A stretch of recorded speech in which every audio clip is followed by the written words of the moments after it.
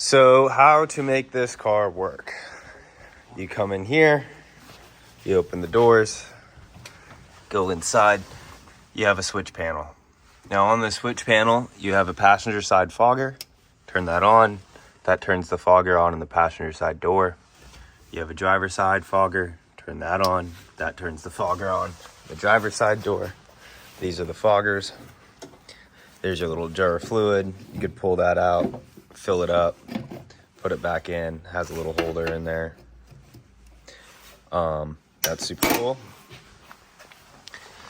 Then these passenger and driver side bullet, turn those on. These are the lights and lasers. So now you have lights and lasers on. See, lasers on the hand. And then here would be your switch to do your flames. And then that would be controlled by that pickle and button there. So I'll just go ahead and turn this off for a second. Here is your propane bottle that operates the flame system. Gives you fuel.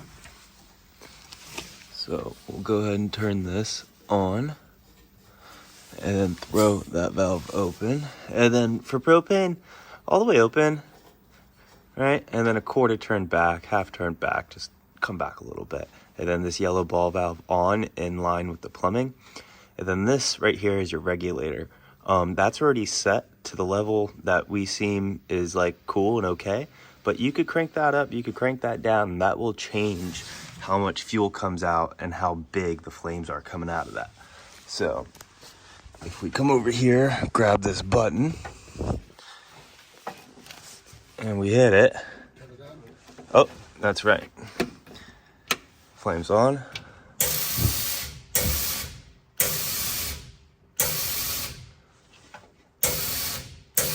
Cool. And then if you turn this off,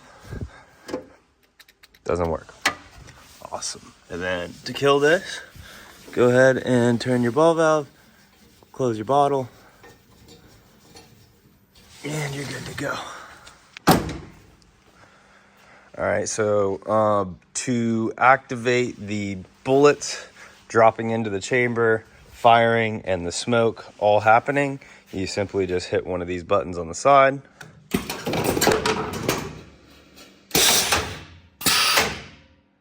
And then you can do it again. And again. And then can you reload those, Derek, just so we can see that? I'm just gonna pull them out of the tube, drop them up top, and they rest against that.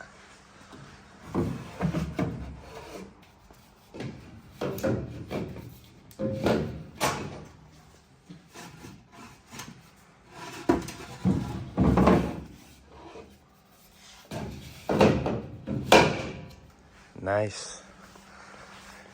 You also have a air compressor back here charging both of these tanks. You have a normal 3/8 quick disconnect for air. So if you wanted to fill up off shop air before you left, or if you're just running the car a bunch and you want to plug in shop air directly while you do it, you can.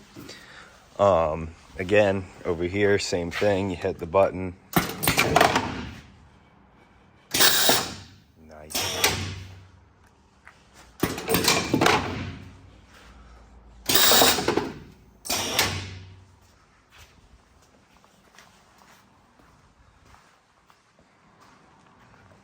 All right, so we'll take a look at the batteries. You are gonna have 4 back here, 2 behind each seat that run the system.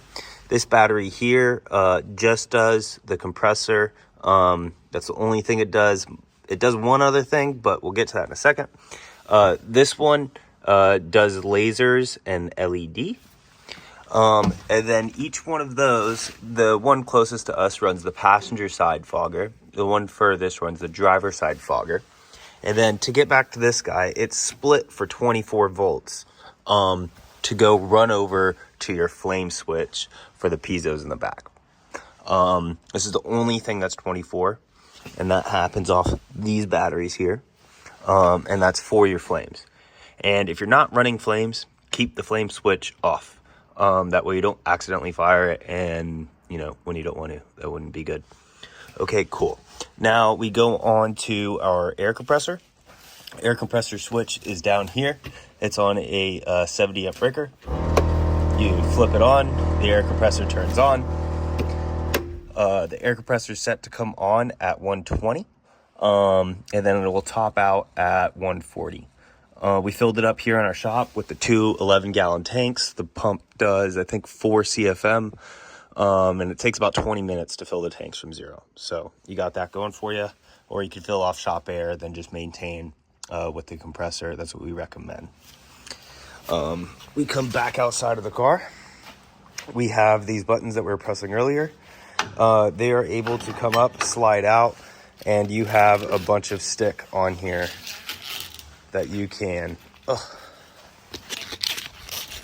hand to somebody in a wheelchair or somebody outside of the car, and then they can click the button, operate. The door is not closed, but you get the point. All the regulators, so here you have a series of regulators. They should all be set between 50 and 60 psi. These ones for the main cannon should not be set over 80 psi. Cool. And so for transport, a few things. One, you're going to want to take your bullets, go ahead and store them in the car somewhere safe. You don't want to let them ride there, you know, in a trailer, driving down the road, that kind of thing. It will probably fall out. Also, these buttons, they can get disconnected with that XLR plug. Boom. And then you could take the cord and the button and the plug, everything, either put that in the car, in a tub, somewhere safe, as it's traveling on a trailer, down the road, whatever. That goes for both sides. So this car also has a charging system built in for all the batteries. They're labeled 1, 2, 3, 4, and then respectively on the charger back here, 1, 2, 3, 4. They're hardwired in, so you don't have to worry about that. All you do is take one extension cord, 110 plug, and you plug that in right there, and all your batteries are charging, good to go.